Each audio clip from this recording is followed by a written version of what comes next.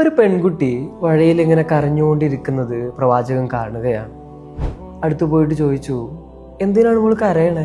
അവൾ കരഞ്ഞുകൊണ്ട് തന്നെ മറുപടി പറഞ്ഞു, നബിയെ, ഞാനൊരു അടിമയാണ്.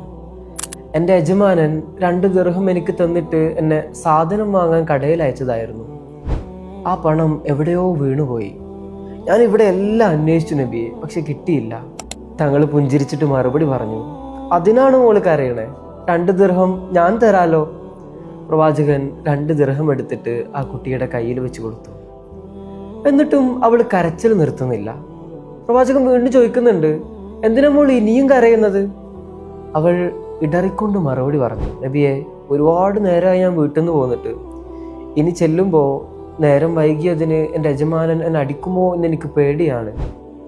പ്രവാചകൻ അവളോട് ചോദിക്കുന്നുണ്ട്, മോളുടെ വീട് എവിടെയാണ്? കുറച്ച് ദൂരെയാണ് നബിയെ.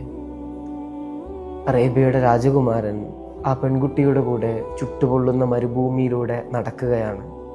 ഏറെ ദൂരം നടന്ന് അവളുടെ വീടിൻ്റെ മുന്നിലെത്തി. പ്രവാചകൻ വരുന്നത് കണ്ട് യജമാനൻ ഓടി പ്രവാചകൻ്റെ അടുത്തേക്ക് വരുന്നുണ്ട്. എന്നിട്ട് ചോദിക്കുന്നു, എന്താണ് നബിയെ, എന്തിനാണ് അങ്ങ് വന്നത്?